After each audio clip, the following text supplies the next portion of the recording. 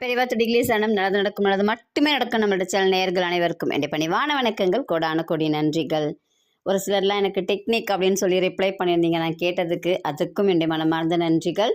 ஒரு சிலர் சொல்லிக் கொடுக்க சொல்லி கேட்டிருந்தீங்க, அது உடனே இப்போ நம்ம செய்ய தான் போகிறோம். நம்ம வந்து இதை லைவ்லையும் செய்யறதுக்கு நான் பிளான் பண்ணுறேன். உங்களுக்கு தேவையானதை நீங்கள் அச்சீவ் பண்ணுறதுக்கு உங்களால் தினமும் ஒரு அரை மணி நேரம் ஒதுக்க முடியும் அப்படின்னா நீங்கள் வந்து ரெடின்னு கமெண்ட்டில் போடுங்க. நான் லைவில் எப்படி பண்ணணும் அப்படிங்கிறதையும் நான் செஞ்சு காட்டுறேன். ஓகேங்களா? இன்றைக்கி என்ன பார்க்க போகிறோம் அப்படின்னா, அந்த டெக்னிக்கை நம்ம எப்படிலாம் யூஸ் பண்ணலாம் அப்படிங்கிறது தான். சரிங்களா? இது வந்து ஹோப்பனோபோனோ டெக்னிக் அப்படின்னு சொல்லுவாங்க. ஹவாலியன் பீப்புள் வந்து இதை யூஸ் பண்ணுவாங்க. அவங்களுடைய மைண்ட் எப்படின்னா, இப்போ நமக்கு ஒன்று கிடைக்காதுன்னு நம்ம மனசில் நினச்சிட்டோம் சின்னதில் அப்படின்னா, அப்போ நம்ம வந்து கிடைக்காதுன்னு தான் நம்மளுடைய வந்து ஆழ் மனசு யோசிக்கும்.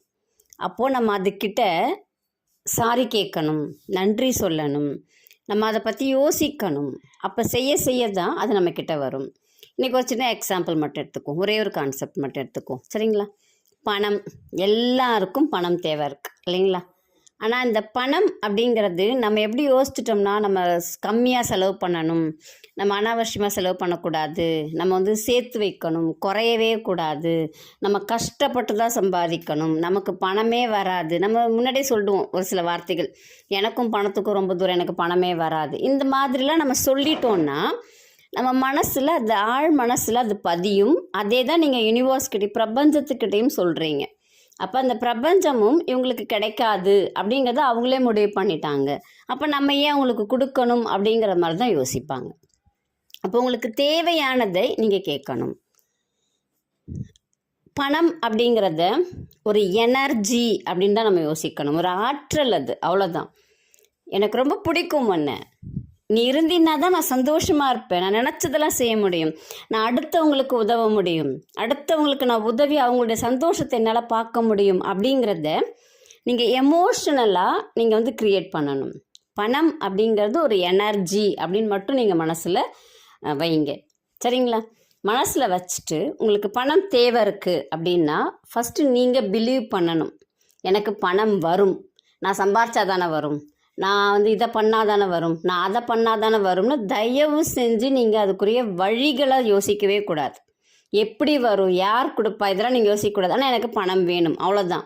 இதுக்கு ஒரு எக்ஸாம்பிள் சொல்லணுன்னா, நீங்கள் சின்ன பிள்ளையில் நீங்கள் சம்பாதிக்கலை, சரிங்களா? ஆனால் நீங்கள் யாருக்கால விழுந்தீங்கன்னா உங்களுக்கு காசு கொடுப்பாங்க, உங்களுக்கு பிறந்த நாளைக்கு காசு கொடுப்பாங்க. நீங்கள் சம்பாரிச்சிங்களா? இவங்கெல்லாம் கொடுப்பாங்கன்னு யோசிச்சிங்களா? அப்படி நினச்சி பாருங்கள். அப்போ ஏதோ ஒரு வகையில் யாராவது விருந்தாடி வந்தாங்கனாலும் உங்களுக்கு காசு கொடுப்பாங்க. அப்போது உங்களுக்கு காசு அப்படிங்கிறது, அந்த பணம் அப்படிங்கிறது நீங்கள் சம்பாதிக்கலைன்னாலும் உங்களுக்கு வந்துச்சு இல்லைங்களா? அதே தாங்க இப்போயும். ஒன்று சம்பாதிக்கிறதுக்குரிய வழி கிடைக்கும், இல்லை யாராவது உங்களுக்கு கொடுப்பாங்க, ஏதோ ஒரு வகையில் பணம் வரும் அப்படிங்கிற நம்பிக்கையை நீங்கள் உருவாக்கணும். சரியா? அப்போது நம்ம வராதுன்னு நிறைய திட்டிட்டோம் அந்த பணத்தை. அப்போ அந்த பணத்துக்கிட்ட நம்ம என்ன கேட்கணும்? My dear money. நீங்கள் பணம் இருந்துச்சுன்னா அந்த காசை வந்து எடுத்து கையில் வச்சுக்கோங்க. கையில் வச்சுட்டு 21 முறை நான் சொல்கிறத சொல்லுங்கள். My dear money, I am sorry, please forgive me, thank you, I love you. கடமைன்னு சொல்லக்கூடாது. My dear money, I am sorry, please forgive me, thank you, I love யூன்னு கடமைன்னு சொல்லக்கூடாது.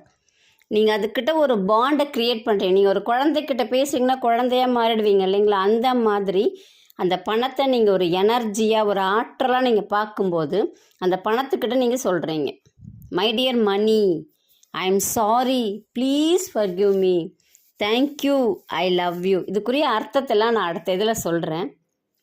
இது என்ன பண்ணும் அப்படின்னா, ஒரு பொருள்கிட்டையோ யார்கிட்டையுமே எதுக்கிட்டையுமே நீங்கள் சாரி சொல்லி, நன்றி சொல்லி, நான் நேசிக்கிறேன்னு சொல்கிறீங்க அப்படின்னா கண்டிப்பாக மாற்றங்கள் வரும். இதுதாங்க இதில் இருக்கிற கான்செப்ட், வேறு ஒன்றுமே இல்லை. இங்கே ஒரு செடிக்கிட்ட கூட பேசலாம்.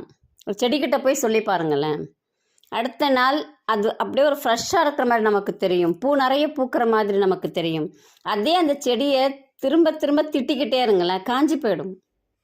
உண்மை இது. ஒரு நாட்டில் இந்த மரங்கள்லாம் வந்து வெட்டணும் அப்படின்னா வெட்ட மாட்டாங்களாம், கும்பலாக போவாங்களாம். போய் ஒரு வாரத்துக்கு எவ்வளோ திட்ட முடியுமோ அவ்வளோ திட்டுவாங்களாம் அந்த மரத்தை.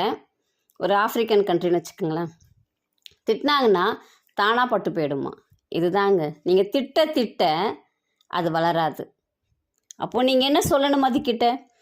உங்களுக்கு எந்த பொருள் வேணுமோ, எது வேணுமோ அதை யோசிங்க. இன்றைக்கி நான் பணத்துக்கு மட்டும் சொல்லியிருக்கேன். நாளைக்கு அடுத்த வீடியோவில் நான் உங்களுக்கு வந்து ரிலேஷன்ஷிப் வச்சு சொல்கிறேன், நோய் போக்குறத வச்சு சொல்கிறேன். எல்லாத்துக்குமே நீங்கள் இதை சொல்லலாம்.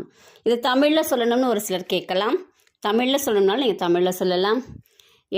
என்னுடைய பணம், இல்லை மைடியர்னா என்னுடைய ஆசைக்குரிய பணம், நான் வருந்துகிறேன், தயவு செய்து என்னை மன்னிக்கவும், நன்றி, நான் உன்னை நேசிக்கிறேன், என் ஆசைக்குரிய பணமே நான் வருந்துகிறேன், தயவு செய்து என்னை மன்னிக்கவும், நன்றி, நான் உன்னை நேசிக்கிறேன்.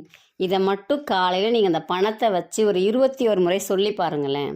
எவ்வளோ பெரிய மாற்றங்கள் உங்களுக்கு வருதுன்னு பாருங்கள். ஏதோ ஒரு வகையில் உங்களுக்கு பணம் அப்படிங்கிறது வந்து சேருவதை உங்களால் கண்கூடாக பார்க்க முடியும்.